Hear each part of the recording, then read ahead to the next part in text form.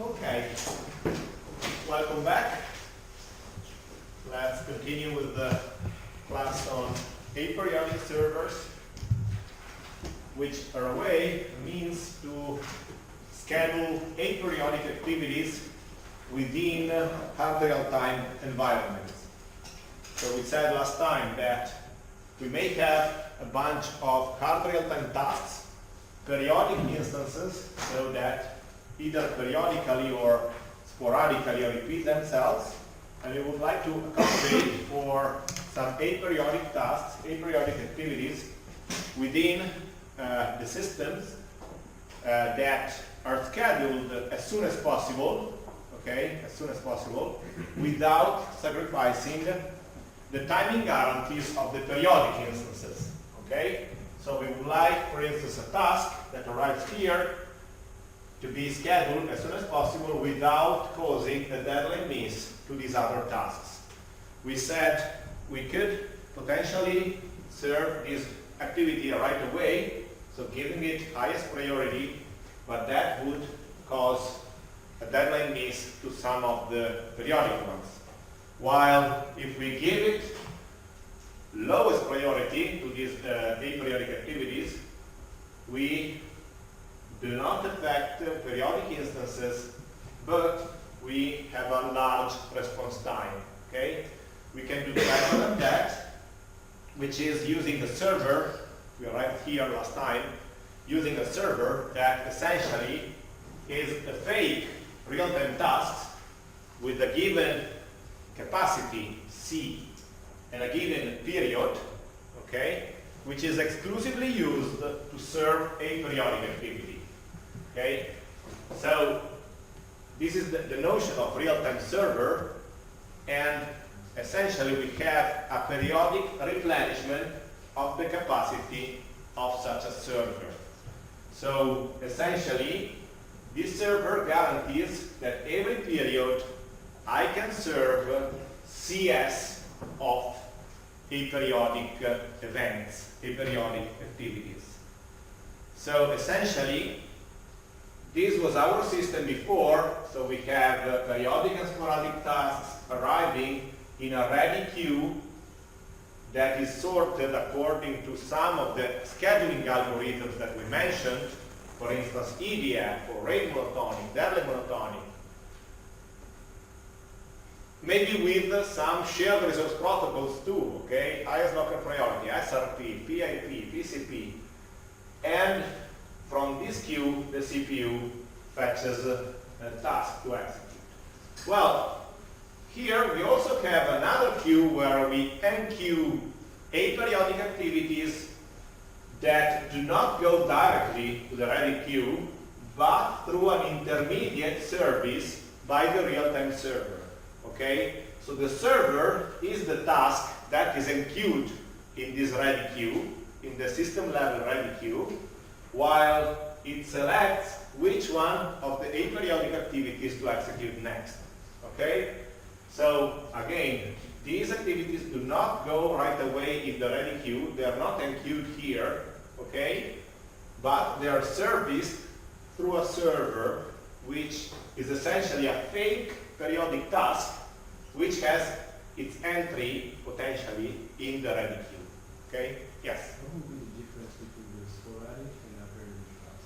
Yes, so the sporadic essentially is a recurring activity for which you do not have an exact period between one and the next one. You know the minimum inter-arrival time, but it is not mandatory to execute exactly at this intermediate arrival time. You know that two instances cannot come before the intermediate arrival time, but after, yes, they can. With an aperiodic activities, you don't have any guarantee on the intermediate arrival time. Okay? So what's the difference? So both of these models, aperiodic and sporadic, can be used to model aperiodic events. Okay? In the sporadic, you at least have the minimum inter-arrival time guarantee. So notion of what is the minimum inter-arrival time, and in that way you could also assure some guarantee to that task. Okay? If you don't have that, then you don't know. You cannot provide any guarantee to that task, because this task may potentially arrive infinitely and forever, you know.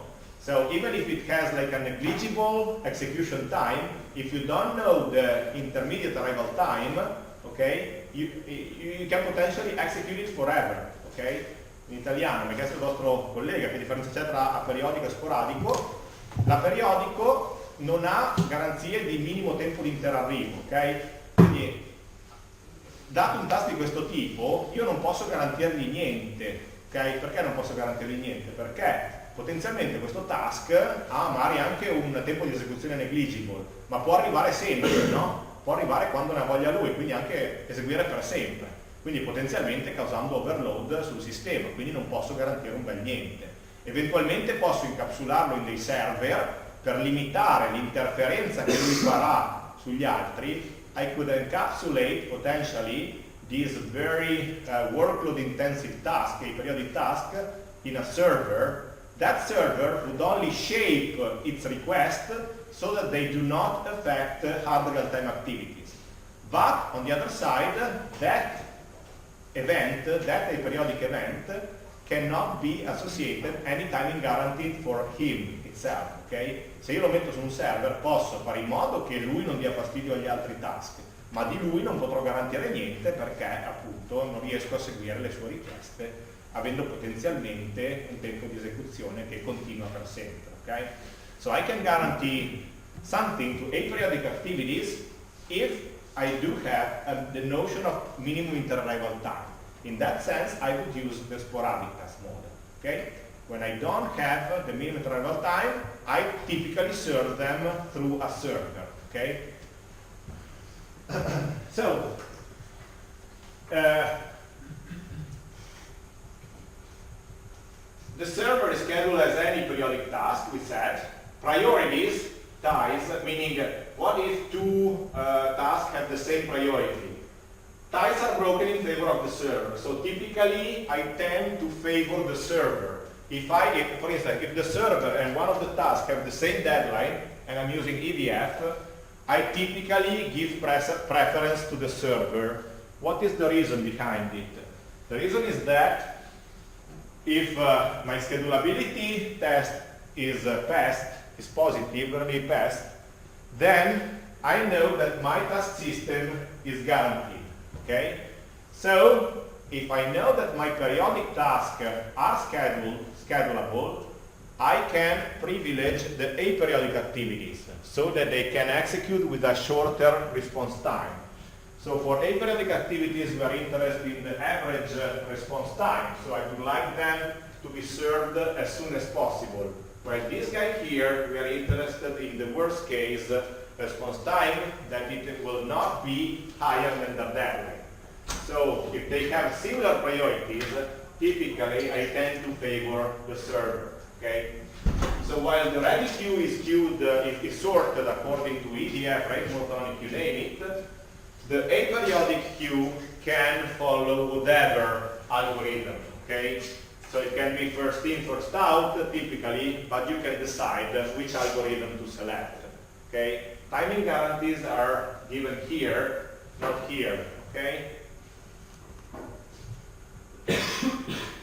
So these are the aperiodic servers we are going to see together. Two of them have fixed priority, two of them are better used with EDF, with dynamic priority. Okay? The one that we are going to see with fixed priority under rate monotonic or deadline monotonic, but it could also be any fixed priority system. Okay? When we talk about fixed priority, we typically use rate monotonic and deadline monotonic because they are probably the best priority assignment. But that doesn't mean that one cannot use a different priority assignment. For instance, if I have an activity that I would like to make sure that it is always executed right away. Okay? Se io ho una priorità alta per una particolare task, che magari ha un periodo elevato, però voglio che appena arrivi venga eseguito subito, io posso anche evitare di assegnare le priorità secondo rate monotonic, no? Posso dare più alta priorità a questa attività. Voi sapete che il task a più alta priorità di tutte, appena arriva lui esegue in un ambiente preactive, ok? So polling server and deferrable servers are two servers that are used within fixed priority scheduling settings. With EDF, instead, we tend to use different policies, which are, the one we are going to see here are TBS, the total bandwidth server, and CBS, the constant bandwidth server. Okay, I will introduce you slowly to these policies. Okay, let's start from the simplest one. Okay, the polling server. This is the most intuitive one. Okay, so essentially, this is a real-time task with fixed priority that essentially fetches, searches for some aperiodic event to schedule. If there is some, then it schedules it until its budget is depleted. Okay, so this is a fake real-time task with a given budget and period. Okay, you have your aperiodic queue of aperiodic events. Okay, this task essentially takes an event from that queue and schedules it in the ready queue. Okay, if there are no events, if there are no aperiodic events when these servers is scheduled, then it depletes its capacity. Okay, we are going to see later why we deplete the capacity.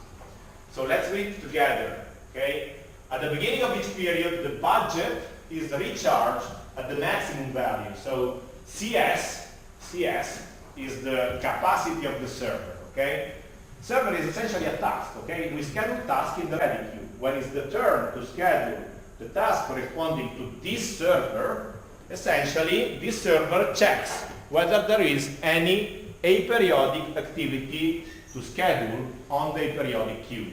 Okay? If there is, it takes it, schedules it, and consumes the budget as long as this activity executes. Okay? So budget is consumed during job execution.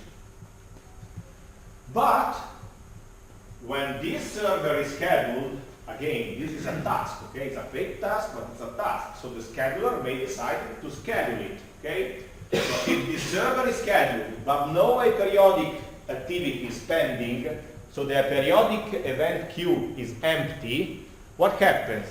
That this task, this fake task, the task corresponding to the server, discharges, depletes the capacity, okay? The capacity goes right away to 0, okay?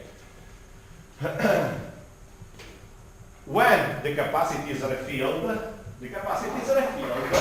at the next server period. Okay? So we have a periodic task which acts as a server. When this task is scheduled, if there are periodic events to schedule, it schedules them, consuming the budget. When the budget reaches 0, the server is descheduled. Okay? When the budget is refilled at the next period.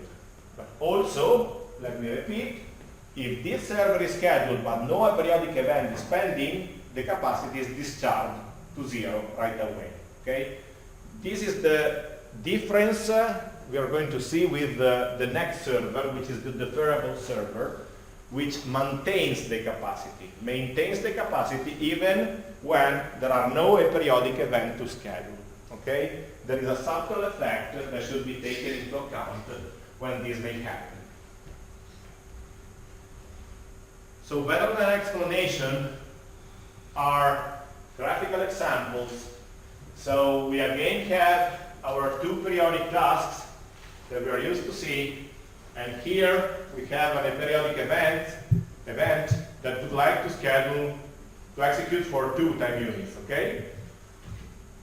So assume that our polling server has a period of 5, okay, and that is scheduled along with the other task. Note that the first task has a period of 4, the second of 6. So this guy has an intermediate priority between the two, okay? High priority with rate monotonic, low priority, middle priority, okay? We assign priorities based on the periods, okay? Rate monotonic. So, what happens? So, they are all released together. Server and real-time tasks are released together. server is released with the maximum capacity, which I assume to be 1. Okay? This is a polling server with server period 5 and server capacity 1. Okay? It is like having a task, a periodic task, with the worst case execution time 1 and period 5. Okay? So what happens here? Here, who is scheduled among these 3 tasks with rate monotonic? The one with the highest priority. So this guy here. Okay? Notice that the capacity here is maintained.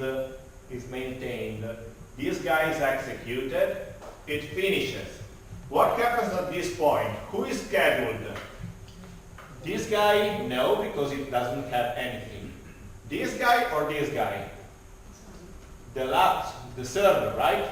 The server is executed because it has the highest priority among the ready ones, okay? What happens here?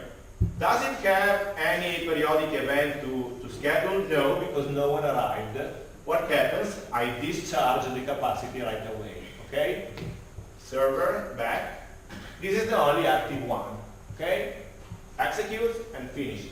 Now a periodic event arrives.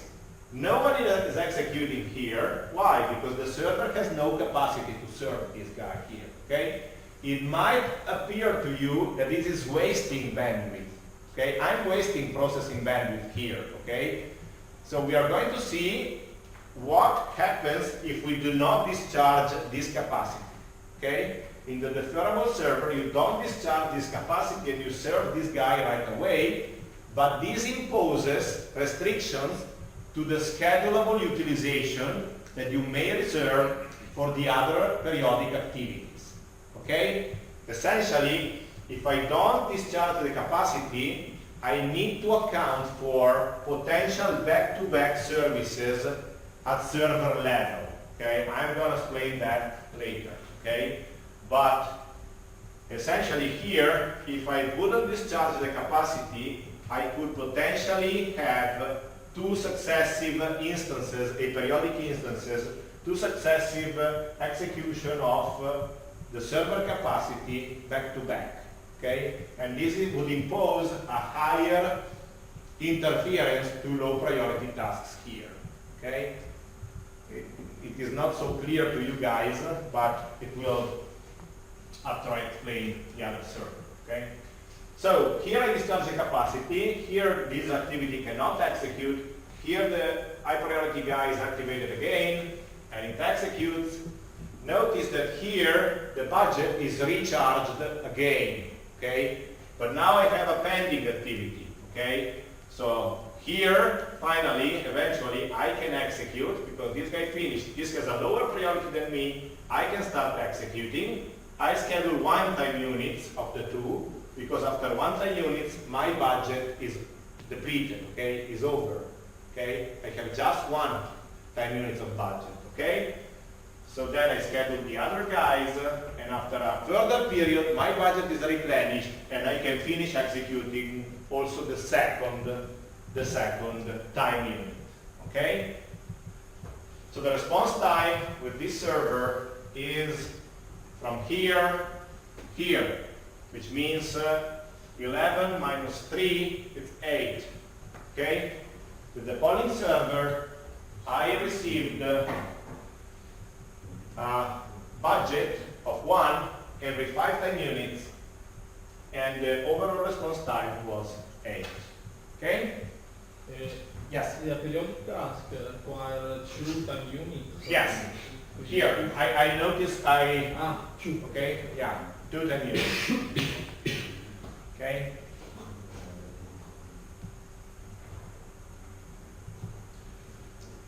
So, in the worst case, the polling server behaves as it was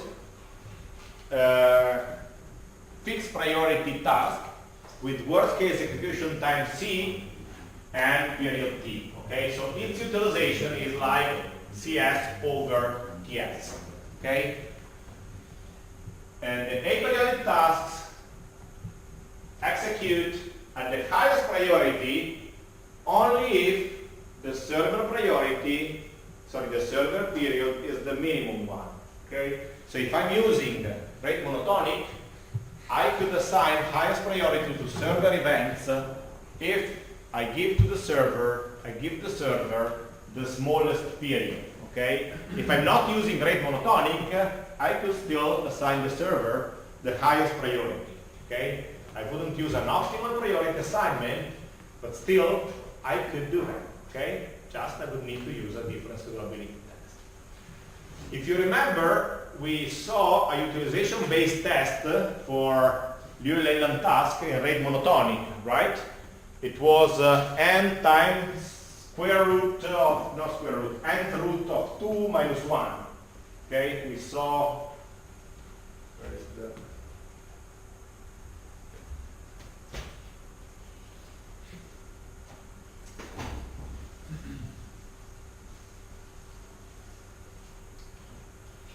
we saw that the ULUB, the least upper bound of the utilization of a task system with n tasks, was n times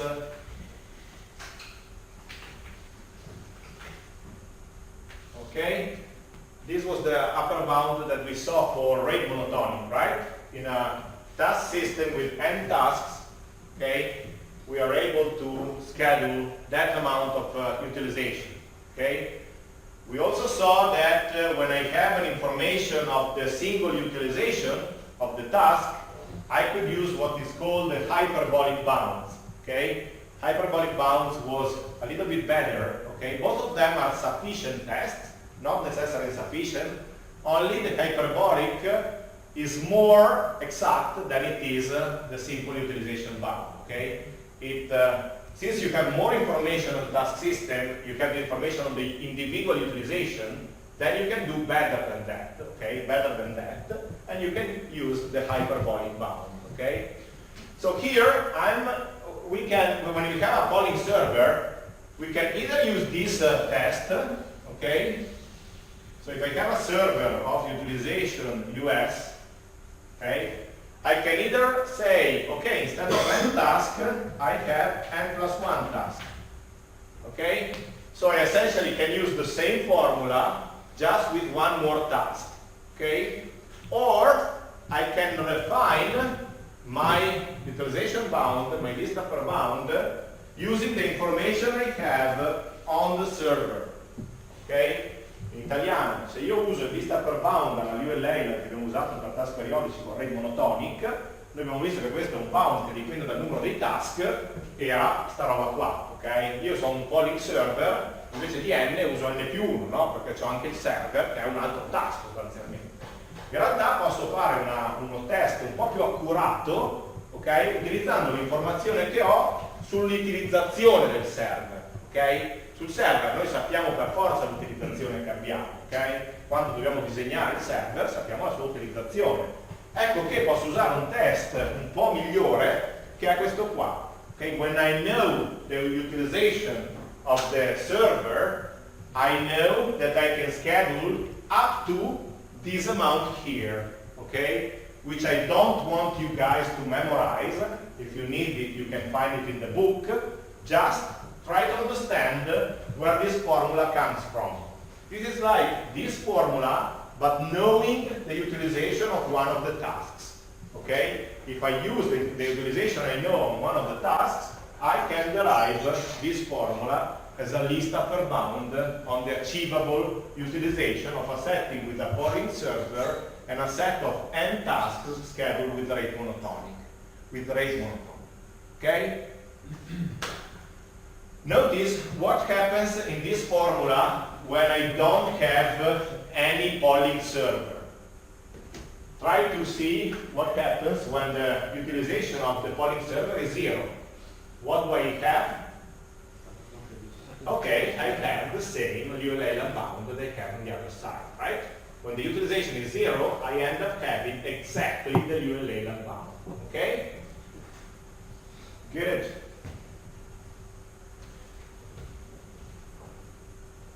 So this is like a graphical representation of it. So here we have the utilization of the server, which ranges from 0 to 1. Okay? And here I have the schedulable utilization. Okay? What can I schedule? in my system having a server of this kind? Well, if n is the number of tasks, this k is essentially here, 2 over us plus 1, okay? So, essentially, when the utilization is 0, when the number of tasks goes to infinite, I tend to logarithm of 2, which is what we had. This is 0.69, what we saw in the Liu-Leyland bound. While when the utilization increases, I can do something better, and then this increases a little bit. Okay?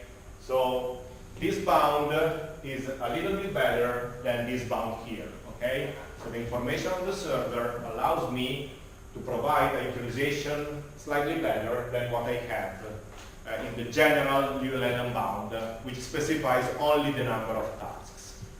Okay? Okay. But I still owe you an explanation on why we do deplete the server when no activity is present. Okay? Why do we deplete the server budget when no aperiodic event is pending to be served? Well, let's see what would have happened if I were using a deferrable server, which is exactly the same as a polling server without depleting the budgets when there are no aperiodic events pending. Okay? Deferrable server fa le stesse cose che fa il polling, solo che non scarica la capacità quando non ha aperiodic event da eseguire nel momento in cui viene schedulato. Ok? Nel momento in cui viene schedulato. Attenzione che non ho scaricato la capacità subito, appena il server è arrivato, solo quando il server viene schedulato. Controlla se ha degli aperiodic event nella sua queue, nella sua coda. Se non ne ha, il polling server scarica la capacità. Il deferrable server invece non lo fa. Okay? Since the deferrable server does not deplete the capacity, I would expect a prompter service. So I would expect a better response time for aperiodic activities from the deferrable server than it is for the polling server. Okay? Siccome non scarica la capacità, mi aspetto che gli eventi aperiodici vengano serviti più velocemente con un deferrable rispetto a quanto vengono fatti con un polling. Okay? Yes, this is true. This is correct. Only what happens is that the deferrable server imposes more interference to the periodic tasks. The deferrable server imposes more interference to the periodic tasks that have lower priority than the server. Why is that? Because it may perfectly happen that two activities of the same server are scheduled back to back. See this example.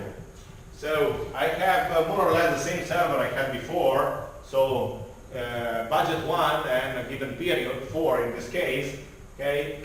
And I can schedule one of my guys here, okay, then I recharge the capacity. Maybe I'm executing here, but no aperiodic event is pending, and the aperiodic event happens right before my deadline, okay, which, since I didn't deplete the capacity, okay, I'm executing here, recharging the capacity, and another event arrives just in this time, and I execute it again. Okay. It could have been also that this guy was not present, and I had a request of 2 here. Okay. With a request of 2 here, I deplete and I recharge and I execute 2. Okay. So if you see this from a high level, it's like needing to account not for one every 4, but in some cases you may need to account for 2 every 4. Okay? So a low priority task that arrives here need to stand, deve sopportare an interference of 2 instead of an interference of 1 every period. Okay? So I need to, a low priority task that arrives aligned with the unlucky situation of this server needs to stand at twice a double interference when the server arrives for the first time. Okay? Then the second time it will be only 1, 1, 1, and 1. Okay? But the first time it may happen that in a synchronous arrival time the server interferes twice that it would interfere with a polling server. Okay?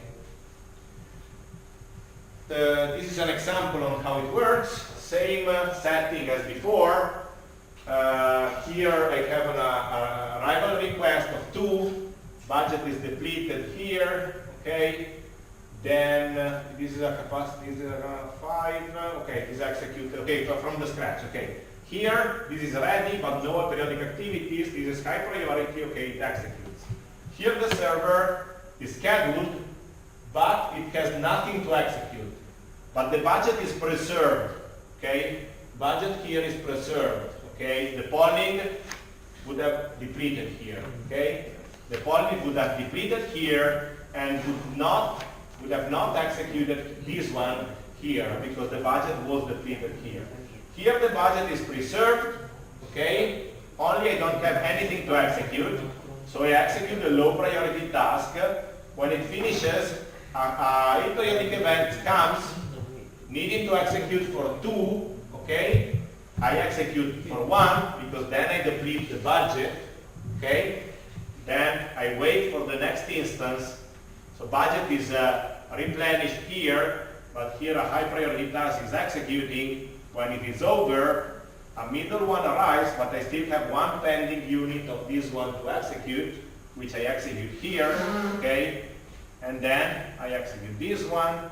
Then another periodic event arrives here, and when I replenish my capacity, I can schedule it right away. Okay? Notice that the response time of these 2 time units, 2 aperiodic time units, it was 8 before, now it's from 7 to 3, 4. Okay? It was 8 with a polling, it is much less, it is 4 with a deferrable server. Okay? It might appear that the deferrable server is preferable, okay? Is better than the polling server because you still have the deadlines met by the periodic events, but you use this guy for achieving a better response time for the periodic activity. Well, there is something to pay, which is the schedulable capacity, the schedulable utilization that you can achieve with a deferrable server due to this back-to-back potential execution than you can achieve with a polling server. The blue curve is exactly the curve that we saw before, okay? The schedulable utilization for a polling server coupled with the n periodic tasks scheduled with rate monotonic. When you use a deferrable server, this back-to-back effect, I will not show you the proof of this formula. You can find it in the reference textbook by Tutazzo if you want. But I ask you to believe me, this is the schedulable utilization when I know that the server has a utilization of US and I have n periodic tasks. You may notice that the red curve corresponding to this formula is lower, okay, is worse than it is the blue curve that they have on the polling server. Okay? Pros and cons.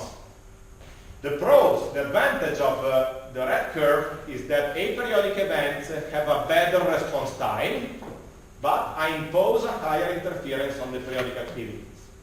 The red curve, the blue curve instead has a worse response time for aperiodic activity, but a better schedulable utilization for the periodic ones. Okay? It's a trade-off. Okay? There is no best server to use here. It depends on you. If you have capacity to accommodate the deferrable server, okay, for instance, your real-time tasks, for instance, you have a bunch of real-time tasks that allow you to accommodate a deferrable server of this capacity here, then you know that they will be schedulable, okay, and the periodic activities will have an earlier response time, okay. If instead you are in between here, if you are here, for instance, okay, if your utilization and your number of tasks is this point here, then you cannot use a deferrable server because you would affect the schedulability of the high priority of the periodic activities just for having a prompter response time of a periodic one. If you are here, it is better to use a polling server. Okay, this capacity gap is better used with a polling server than with a deferrable server that would cause the deadline miss. Okay? Questions? Clear? Again, deriving this formula, I will not detail it to you. You can find it in the book, but essentially, it's a way to recreate. This may be interesting to you guys. How is this proved? This can be useful for people that may need to do some research on real-time systems. So essentially I tried to recreate what is the critical instant. You remember, right? The critical instant is the particular arrival setting scenario that leads to the worst case response time of a given task or a set of tasks. We studied that with rate monotonic, but also with EDF. What is the critical instant? You remember? Synchronous periodic arrivals of tasks, right? So all tasks arrive together, okay, at the same time, okay, and are released as soon as possible, okay? And they are released as soon as possible, okay? Well, if I had time to go through the proof of Liu and Leyland, they were able to, how did they prove the Liu and Leyland bound, the n square n of 2 minus 1? Well, they proved that the worst case, if I have n tasks, okay, if I have, for instance, 4 tasks, the worst case is when tasks have, for instance, the first one that arrives like this, okay, the second one that executes here and here and has, sorry,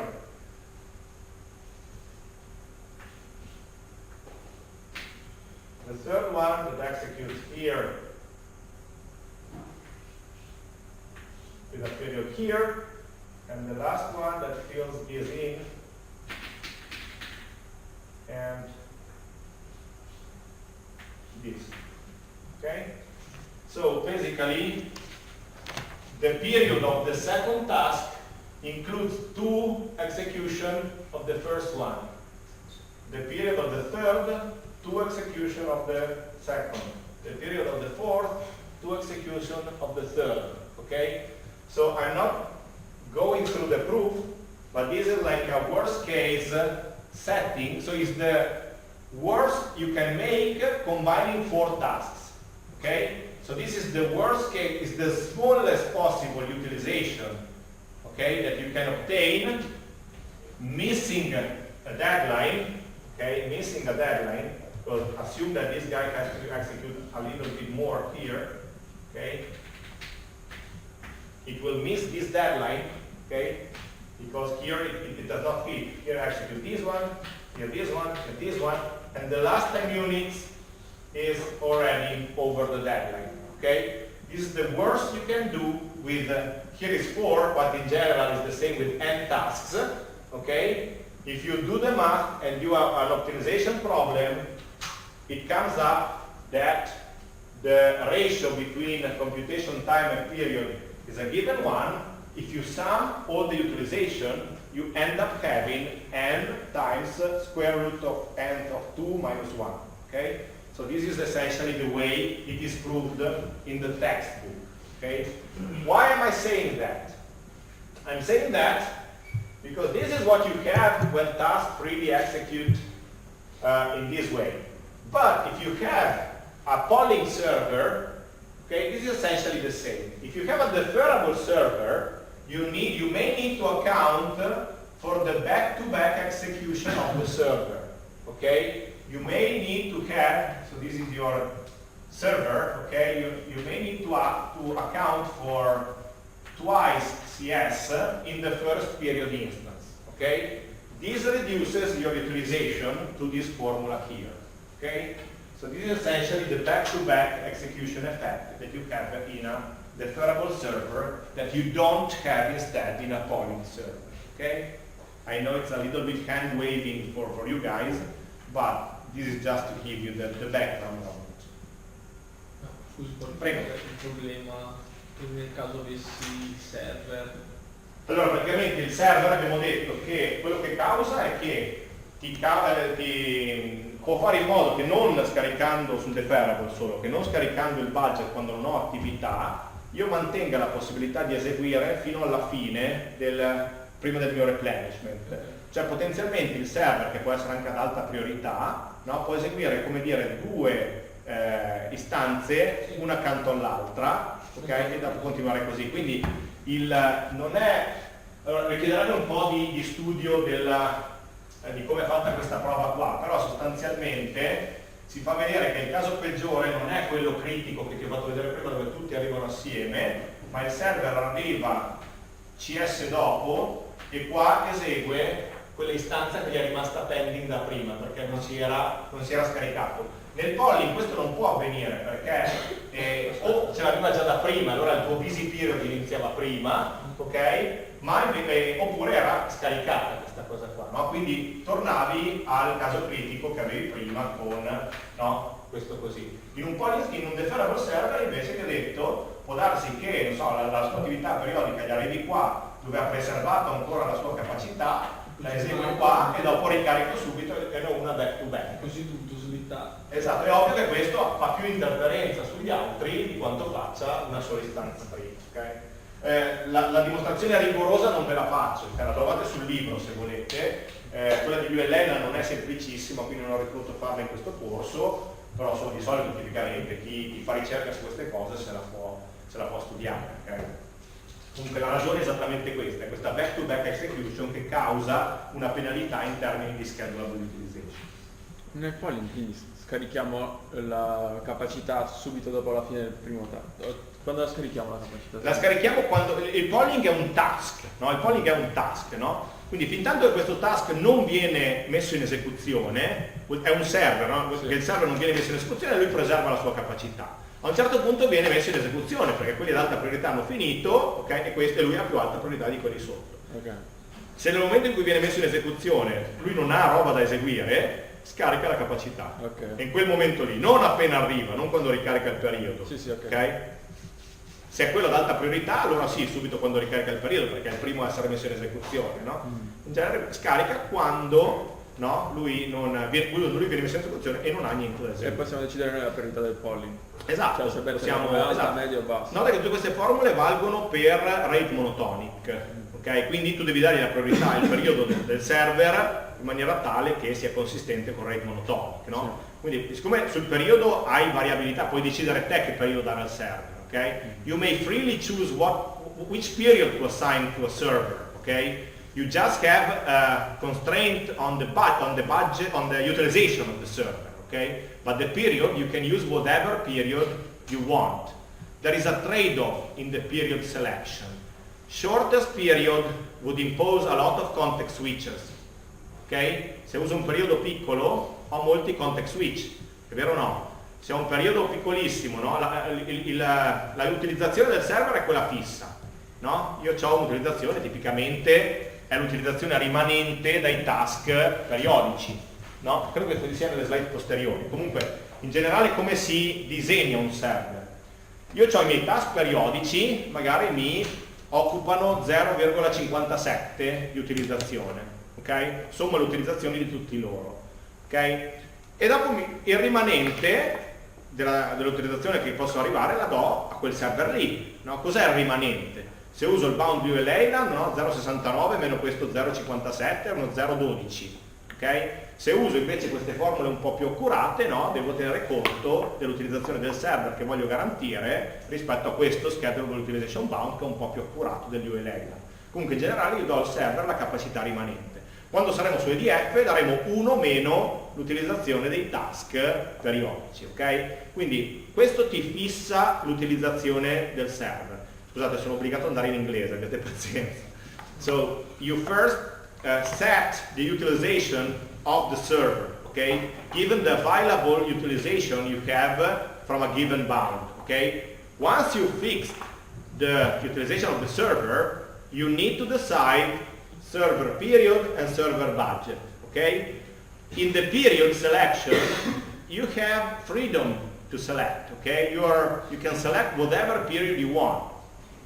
A large period would cause a potentially large response time, because if you, for instance, depleted the server, then you will need to wait until forever, until the budget is replenished, and potentially the response time of the aperiodic activity takes forever, okay? While if you use a too short period, for serving activities you will have multiple preemptions of the server. You have execution, budget depleted, replenish. Execution, budget depleted, replenish. Execution, budget depleted, replenish, okay? So you have a quicker response time, but a lot of context switches, which is something you don't want, because context switch equals overhead, ok? È stato chiaro anche in inglese? Ok.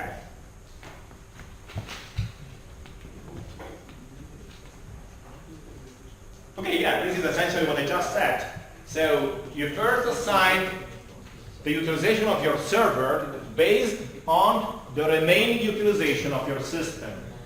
Okay, so if you have your periodic tasks, you know what is the schedule of utilization, the remaining of the utilization you can schedule, you assign it to the server. Okay? Then you may want to set the period of the server as the minimum one among all tasks. This would cause you the smallest response time for aperiodic activities. Okay? On the other side, this would a little bit increase the number of preemptions you have.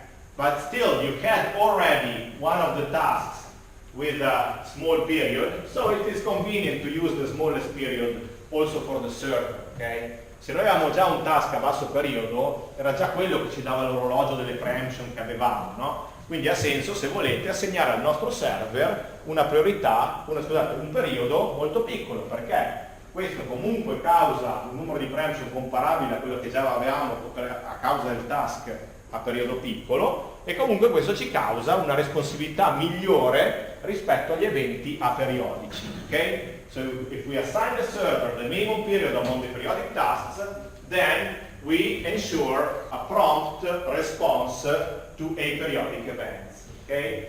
So now we set the utilization, we set the period. How do we set the budget of the server? Well, as simple as that.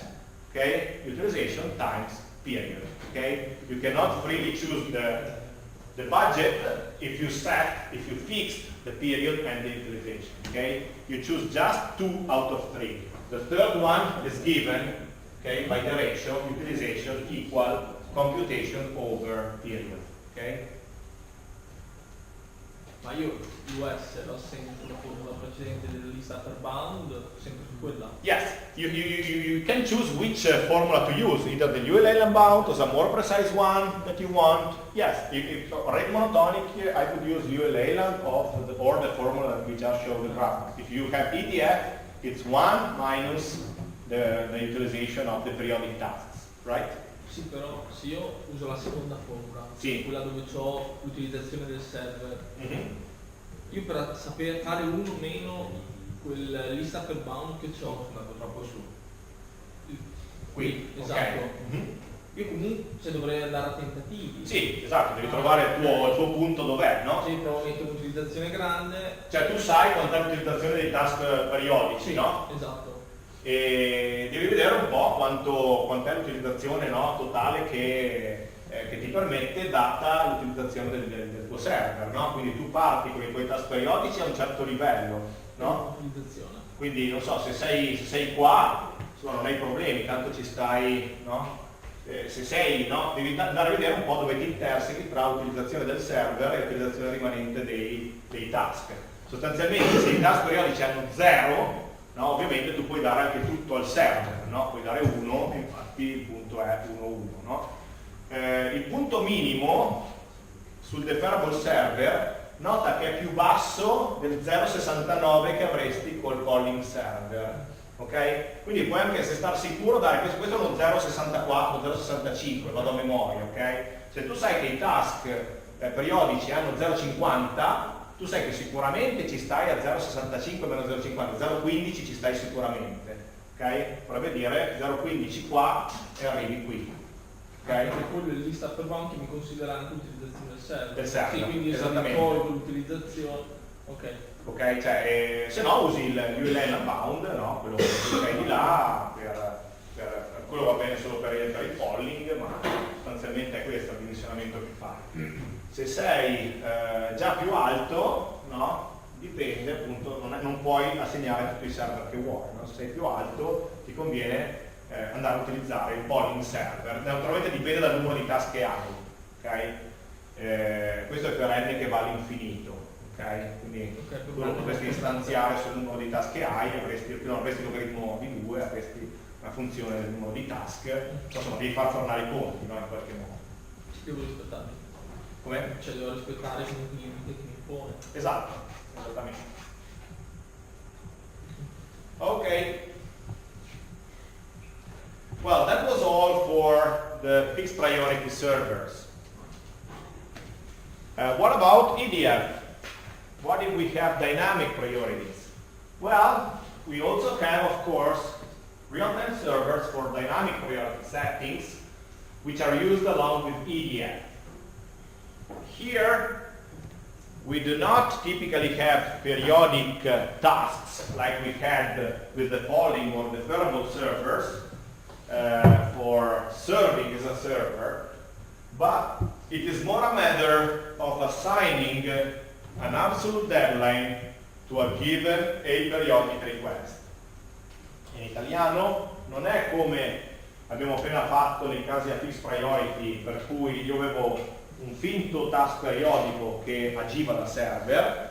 Qui con dynamic priority quello che faremo è, quando mi arriva una richiesta di un evento aperiodico, decido qual è la deadline da associarvi, perché io decido schedule in base a deadline, no? Quindi col TBS, col Total Bandwidth Server, what I'm trying to do is to assign an absolute deadline to each aperiodic request. Okay? I try to assign a given deadline to each aperiodic request. I don't need the period here, okay? I don't need the server period. It is just a matter of deciding a budget for the server and a given deadline, given that budget, to assign for each aperiodic activity. So the deadline that I will assign to each aperiodic activity will be such that I will not exceed the utilization of the server that I use. Okay? The server has a utilization. It does not have a period. Okay? The utilization of the server is used to set the absolute deadline for each aperiodic event. Okay? L'utilizzazione del server viene usata per assegnare una deadline assoluta associata ad ogni evento aperiodico. Non ho un periodo del server come avevo prima, ho sempre un'utilizzazione, uso questa utilizzazione come metrica per settare una determinata deadline per ogni evento aperiodico. Then, this time, the aperiodic jobs do not follow a server. They are inserted right away in the ready queues along with the periodic tasks. Ok? So, stavolta l'esecuzione delle entità periodiche non è mediata da un server. Questo TBS si chiama server, ma in realtà non è un server periodico come abbiamo visto prima. Questo è solo un assegnatore di deadline ad eventi aperiodici che stavolta andranno direttamente inseriti nella ready queue con tutti i task periodici. Ok? So I schedule these aperiodic events together with the periodic hard real-time tasks. TBS is basically a deadline assignment. Okay? This is the scheme, so no server, it's just deadline assignment for aperiodic tasks which are inserted right away in the ready queue, where the task is scheduled along with periodic and sporadic ones. Okay? Well, the advantage here with EDF is that I can reach much higher utilization in a single core setting, which goes up to 1. Okay? So it is a much simpler task now to compute what is the utilization I can give to the server. I don't need to do all the math. I mean, I just need to compute the periodic utilization from all periodic and sporadic tasks, and the rest to 1, I give it to the server. Okay? 1 minus the utilization of the other tasks, this is what I give to the server. Okay? I assign the utilization on the server based on the slack utilization available in the system. Okay? And again, I tend to break tie in favor of the server. Okay? When there is both a task and a server and an aperiodic activity with the same absolute deadline, I tend to privilege the server because the task, the periodic task, is fine if it meets the deadline, while the server is happier if it finishes earlier. Okay? So I better prefer to serve aperiodic activities when they share the same deadline of the periodic ones. Okay? In italiano, perché quando dico break time, dice come quando c'è un tie break, chi è che schedule tra i due, no? Quando sia il server o la periodic event che il mio periodic task hanno la stessa deadline assoluta, perché vi dico è meglio dare priorità, eseguire per prima la periodic server, la periodic event. Il motivo è che se quella formula di basso vale, io sono sicuro che tutti i miei periodic task finiranno prima della loro deadline, ma non guadagno niente a finire il periodic task prima della sua deadline, e lui è contento se finisce anche a ridosso della deadline, ma okay, prima della deadline. Non molto prima, non gliene frega niente, mentre la periodico è più contento, non ha il concetto di deadline esplicita, gliel'ho assegnata io col mio server, ma l'evento periodico è contento se finisce il prima possibile, ok? Quindi se ho un periodic task e un server, do priorità più alta, se hanno la stessa deadline, do priorità più alta, schedulo prima il mio evento proveniente da aperiodic task, ok?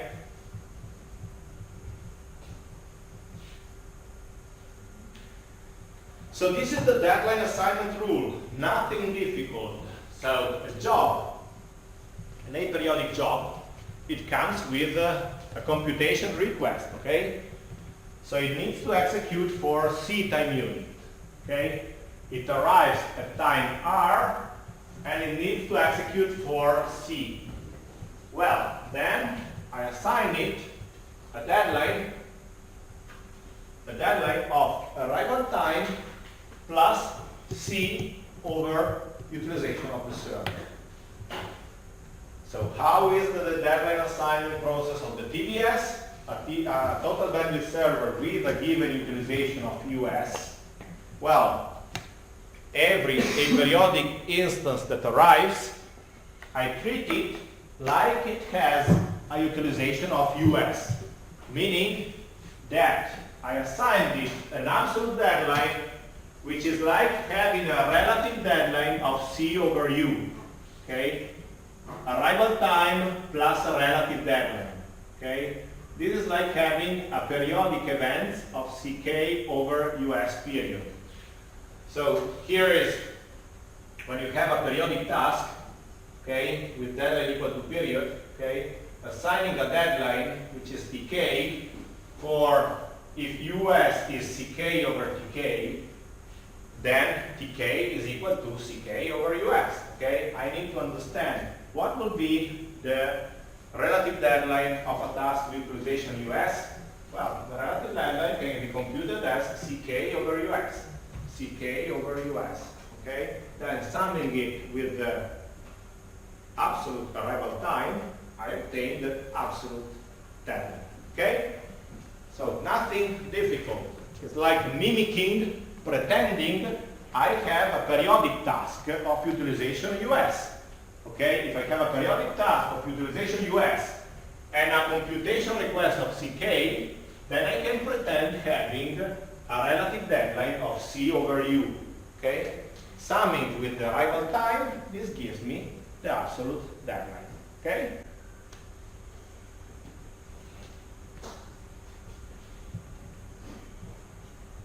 Well, there is a subtle problem that what if I have repeated aperiodic request? Well, I cannot serve the second one before I finish serving the first one. Okay? Otherwise I end up having the back-to-back effect that I don't want. Cosa succede se io ho più attività periodiche che mi arrivano una dietro l'altra o tutte assieme? Non posso assegnare a tutte la deadline che abbiamo visto prima. Devo aspettare prima di eseguire la seconda attività che la prima abbia avuto fine, se no occuperei più della banda riservata a quel server lì. Ok? Quindi devo fare una piccola modifica alla formula che abbiamo visto prima, in the sense that the absolute deadline is given, yes, with the relative deadline the same as before, not only with the arrival time, but also in maximum with the deadline of the earlier aperiodic event. Ho scelto la deadline assoluta del mio evento periodico, l'ho messo tra il massimo tra il suo tempo di arrivo e la fine dell'attività periodica precedente. Se non avessi messo questo massimo con dk-1, avrei riservato per attività periodiche potenzialmente più dell'utilizzazione US, andando a interferire sui task ad alta i task periodici molto più di quanto mi rappresenta l'utilizzazione del server. Okay? So before serving the second aperiodic event, I need to have finished the previous one. Okay? So I need to keep track of the previous instances, previous aperiodic jobs that have been executing or are being executed. Okay? So the absolute deadline, this is the right formula to use. Okay? Maximum between arrival time, deadline of the previous instance plus the fake relative deadline computed with the utilization of the server US. Okay, let's check an example, clarifying the sample. So here again we have two periodic tasks. First one executes one every 4, second 3 every 6, and then I have my aperiodic events arriving. An aperiodic events arriving here, needing to execute for 2, another one arriving here, needing for execute for 1. Okay, needing to execute for 1. Well, what happens? Notice that I don't have a capacity here like I had with the polling and the thermal. Okay, this is not a real server. This is a deadline assignment. Okay, so what is the deadline assigned to this guy here if I use a server of capacity US? Well, first, of utilization US. Well, first I need to dimension the utilization of my server. Which utilization do I give to my server? Well, I told you, I will give the utilization which is remained from the utilization of the periodic instances. What is the utilization of the periodic instances? 1/4 plus 3/6. Okay? So it's 3/4. Okay? Until 1, I have 1/4. Okay? So 1 minus periodic is 1/4. Okay? I have 1/4, which is the utilization that I can positively give to my server without compromising the deadlines of these guys here. Okay? So this server is assigned a utilization of 1/4. Okay? So back here, what is the deadline of this event? Okay? It needs to execute for 2. Okay? It arrives at times 1. Okay?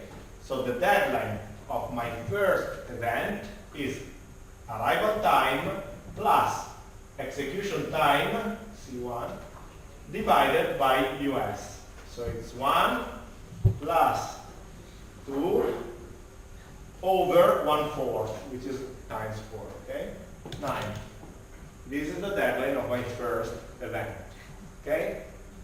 Notice, this is like having a task that executes for 2 every 8 time unit.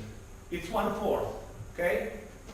Second activity, notice that it arrives while the previous one still is not over, okay? Is not over. What if I assign the same deadline to this one? It would mean having a deadline here, trust me. But having a deadline here would impose too much interference to this guy here, okay?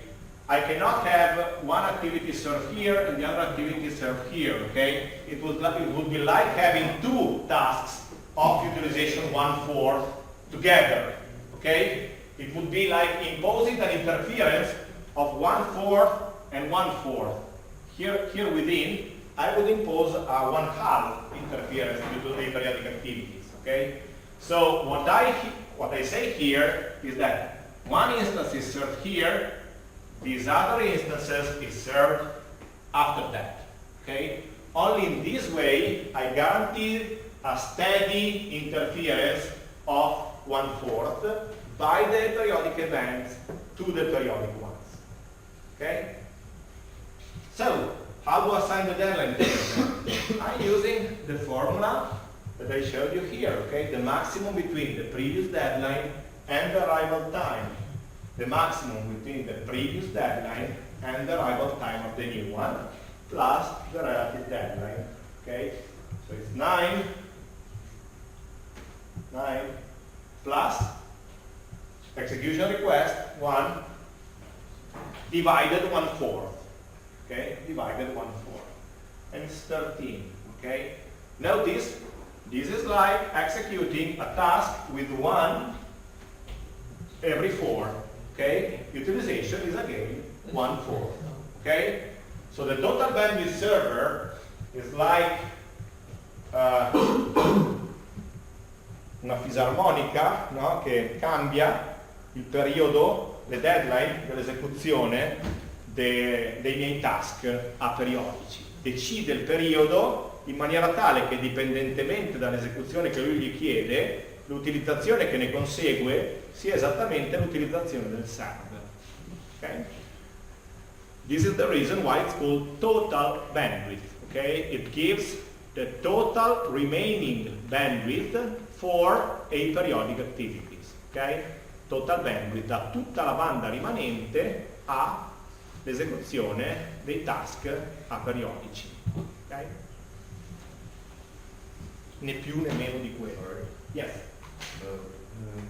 What if it feasible even if both of the deadlines were on the 7th? Where here? Both of the deadlines were like Were set here? 7 and so on. Like here? Like yeah. You mean 7 here, right? At least from there, yeah. Like the first deadline is here and the other deadline is here. Yeah. Okay. Would that be feasible anyway? Well, I don't. Let me think. So 7 and 7. Here you have 1 slack and 2 slack here. Maybe in this case it would. You can translate the first process. Also, Yeah, here you have 1 and 2, but you then would postpone this guy 1 and this guy 1. Yes, that would be feasible. That would be feasible. In this case, yes, I think so. But but then if I had like 2 here, yeah, then it would not be feasible. Okay, so this is just to show you an example of how it assigns deadline. But I may have 100 here, so I mean, sure. you know, so basically, or I can have this task executing for 2, and then it would not be feasible. So again, you try to make the best use you can on the available bandwidth, but of course, these are not aligned, properly aligned. So if this activity would have come here, so then you would also have a different setting. So I'm not showing you that this is not feasible using other possible deadline assignment. Just this is the best way to... exactly, yeah. Okay.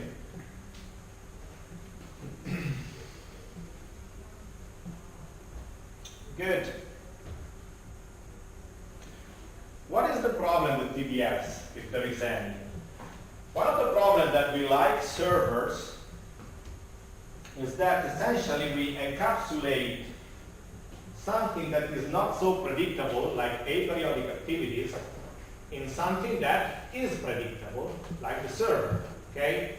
So we have something that may arrive whenever it wants, executing for however it wants, and we encapsulate in our predictable system so as to guarantee that execution of the periodic hard real-time task is not affected by the execution of these aperiodic events, okay? I may, however, have some problem with the TBS, with the total bandwidth server, when, in case of overrun, I'm telling you, this is an aperiodic activity which essentially I don't know much about it, okay? So I'm trying to assign it a deadline based on the declared execution time.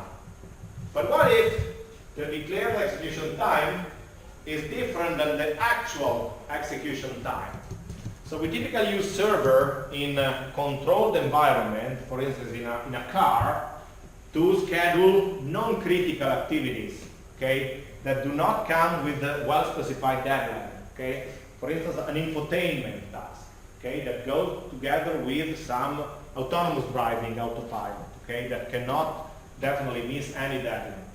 So, well, while I control very well the hard real-time task because I know them pretty well, I know their period, I know the deadline, I know everything, I may not know everything about the aperiodic events. So they may declare one and then execute for more than one, okay? For instance, my infotainment task, which does not come with any period or deadline, I think it executes for one, but then it executes for more than that. Well, that's a problem, because I assign the deadline of the periodic activity based on the declared execution time, but at the end, this deadline is used to schedule it until it finishes and relinquishes the process. This, of course, may cause delay to periodic activities, causing deadline misses. Okay?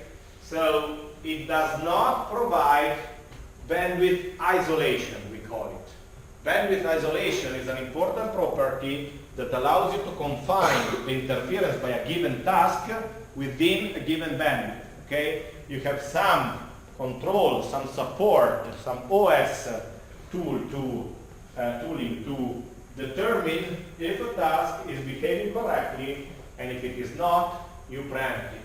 Yes? No, su una macchina, cioè noi ci stiamo riferendo per esempio all'esempio della macchina, no? Abbiamo infotainment, powertrain che hanno una loro unità di calcolo dedicata.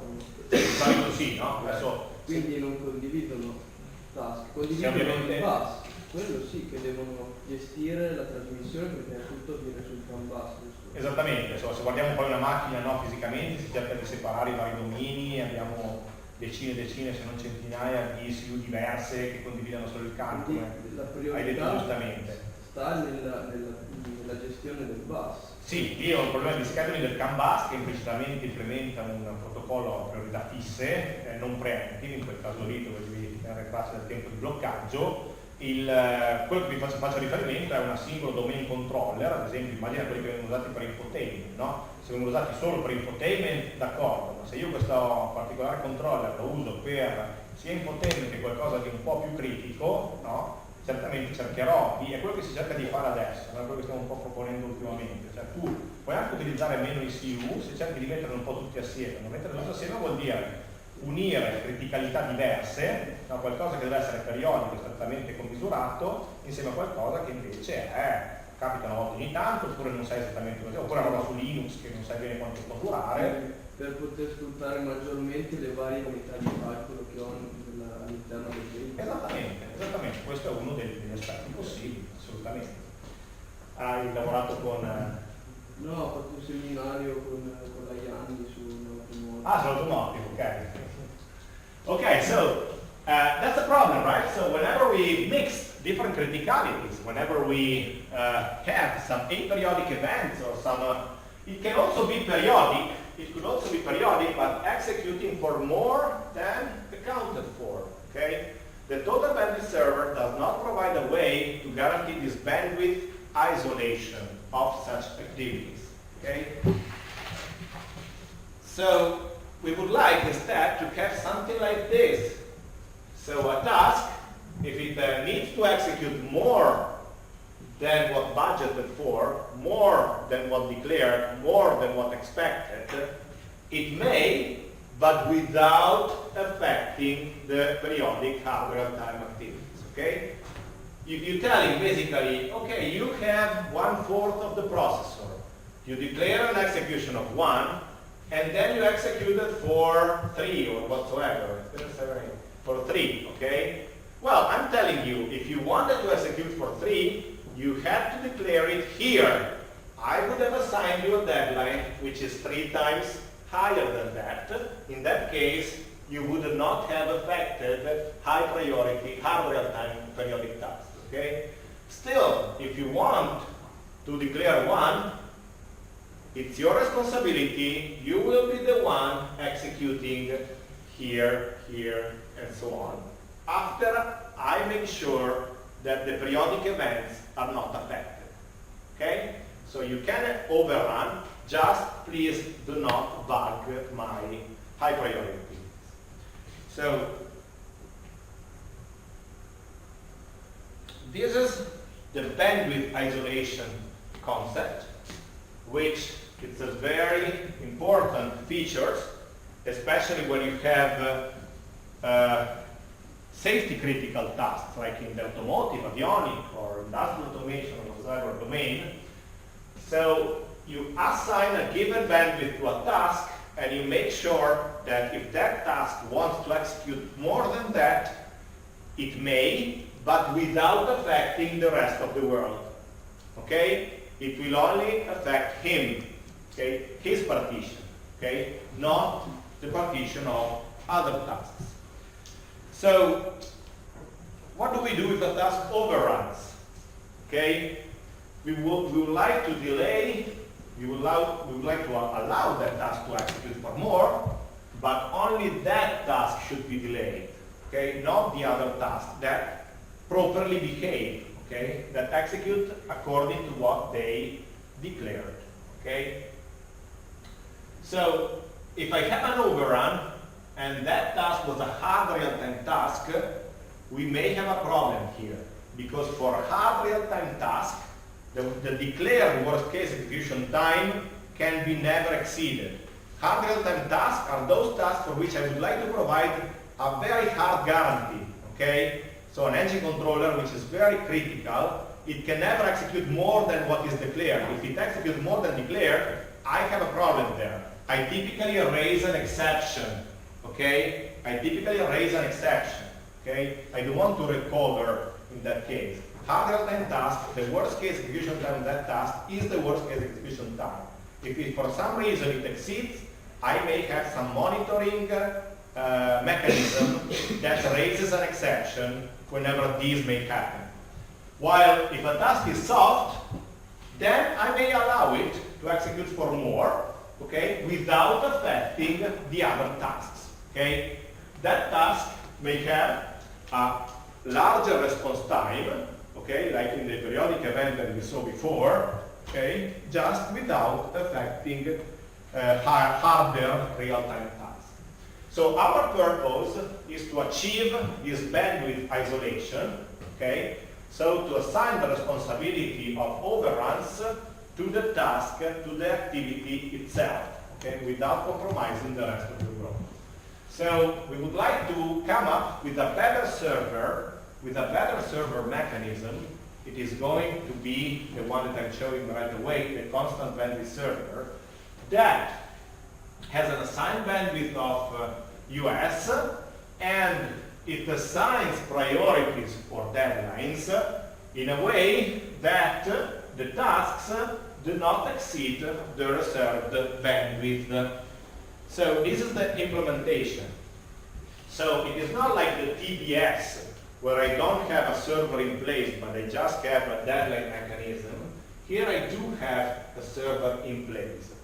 Okay? Each task, even the periodic ones, not just the aperiodic activities, but I can do the same also for periodic tasks. Okay? This happens also in an automotive setting. So if I have an engine controller, I have tens of tasks. What if one of these tasks executes for more than what is accounted for? I would like to isolate it, okay, to bandwidth isolate it, so that only that task would be affected in that case, but the rest of the tasks won't, okay? So I'm encapsulating each periodic task or aperiodic, whatever, in a dedicated server, okay? Dedicated server with a given bandwidth, okay? With a given bandwidth. And I schedule this server in my queue, okay? It's like a proxy execution of the server instead of the served tasks, okay? Why I'm doing that? Again, for bandwidth isolation. And again, the same relation as before is still valid, okay? The utilization of the server, okay, is the sum of all utilizations shall not exceed 1, okay? So, this is essentially our constant bandwidth server, which tries to implement what we aimed at in the previous slide. So it assigns deadlines, but also keeps tracks of how long a task executed for. Okay? Non solo assegna le deadline, ma tiene anche traccia di quanto sto eseguendo. Okay? Questo è qualcosa che abbiamo visto che fanno i server veri e propri, no? Il polling e il deferrable nei sistemi a priorità fisse. Okay? Il TBS non lo faceva, vi ho detto, non è un server vero e proprio, non tiene traccia di quant'è il mio budget in quel momento, non c'è neanche il concetto di budget, ha il concetto di deadline associata a un arrivo, no? Il CBS invece reintroduce questo concetto di budget because it would like to make sure that a given served activity will not execute for more than what was accounted for. Okay? Praticamente ci garantisce la bandwidth isolation come faceva il polling e come facevano il deferrable, ma lo fa stavolta in un sistema EDF. Okay? So, here is my task which executes for 5 every 12 time unit. Okay? It may even be a periodic task or a sporadic or whatever. Well, instead of executing directly this task on the ready queue, I execute it through a server that has a period of 12 and a capacity of 6. Okay? For instance, it can be different than that. Okay? It could be even a period of 12 and a capacity of 5. Okay? Whatever. Here I use the server of period 12 and capacity of 6. The longer the server executes that task, the smaller the remaining capacity. Okay? So it keeps tracks of job execution. We have a budgeting mechanism. Well, what does the CBS server do? The CBS essentially extends the deadline whenever the budget is depleted. So one of the problems is, okay, I have this server with a counted budget and period. Okay? If I don't have any budget, what do? I need to find a way to replenish the budget. Io ho un server, cosa faccio quando il budget viene esaurito? Prima o poi lo devo riempire. Okay? Il CBS cosa fa?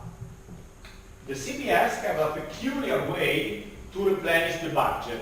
Essentially, what it does, when the budget is depleted, it postpones the deadline by one server period. Okay? It postpones the deadline by one server period, increasing the budget accordingly. Okay? let me try to repeat. So, for instance, here you have your same request as before. You need to execute 3 plus 2, 5. Okay, you need to execute 5 in a server that have a utilization of 1/2. Okay, utilization of 1/2, and then a period of 6, and a budget of 3. Okay, so you need to execute 5. So after 3 time units, so you start here. Your deadline is 6 time units away. 1, 2, 3, 4, 5, 6. Okay, here is the deadline of the server. Okay, after 3, it's over. Okay, no more budget. So what do? Shall I wait until I reach the deadline to replenish the budget? Well, I could, but it's not necessary. I could also postpone the deadline by another period here and replenish the budget right away. Ok? In italiano. Cosa faccio quando un server, no? Questo ad esempio ha utilizzazione 1 mezzo, ok? E voglio servire dell'attività, ad esempio una che mi ha chiesto 5 unità di tempo. Quando arrivo, setto la mia deadline a periodo dopo, no? Quindi a 6. Quando però ho finito il mio budget, io sono scarico, no? Non posso più eseguire, no? Una delle alternative sarebbe, ok, aspetto di riempirmi dopo, similmente a quello che facevamo con i polling o il deferral, ok? In realtà, con EDF, non è strettamente necessario aspettare a che arriva la deadline, ok? Io potrei semplicemente mantenere questo mio budget pieno, cioè riempirlo subito, ma posticipare la mia deadline. Posticipare la mia deadline. Cosa vuol dire questo? Sarebbe come dire, guarda, io dopo avrò bisogno di un po' di banda anche per questo pezzo, su cui non ti ho mai chiesto niente, no? Semplicemente, se non c'è nessuno con deadline che viene prima di questa, io sicuramente non l'ho interferito più di l'utilizzazione 3 ogni 6. Ok? Semplicemente mi sono dato la possibilità di eseguire già da prima, a patto che non ci fosse stato nessuno con deadline prima. Ok? Se c'è qualcuno con deadline dopo, a lui non gliene frega niente se io ho la deadline qua o la deadline qua. Comunque io ho più priorità. Semplicemente mi sto dando la possibilità di usare anche questo pezzo qua di utilizzazione, no? Un po' così ad alto livello, la dimostrazione sarebbe un po' più rigorosa, però spero di avervi dato l'idea, no? Quindi nessuno invece se avessi avuto un task con deadline qua, ecco che posticipando la deadline io comunque aspetto, perché la mia deadline, no, viene dopo e quindi non lo interferisco di più. Okay? Quindi sono assolutamente sicuro, sicuramente la prova andrebbe fatta con la dimostrazione rigorosa, sono assolutamente sicuro che non sto disturbando altre attività periodiche hard, avendo posticipato la deadline e ricaricato il budget subito qua.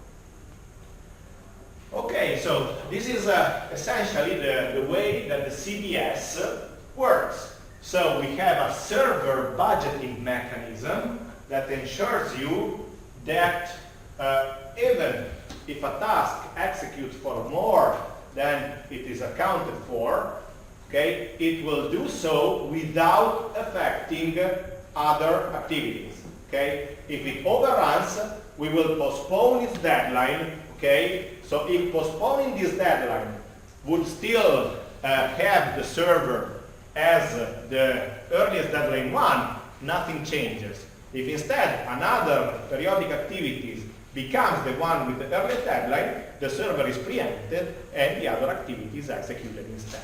Okay? Bandwidth isolation. Okay? So this is the important property of the constant bandwidth server. Why constant bandwidth? Again, because the bandwidth is always constant throughout the execution of any periodic or aperiodic or sporadic task, overrunning or not overrunning. Okay?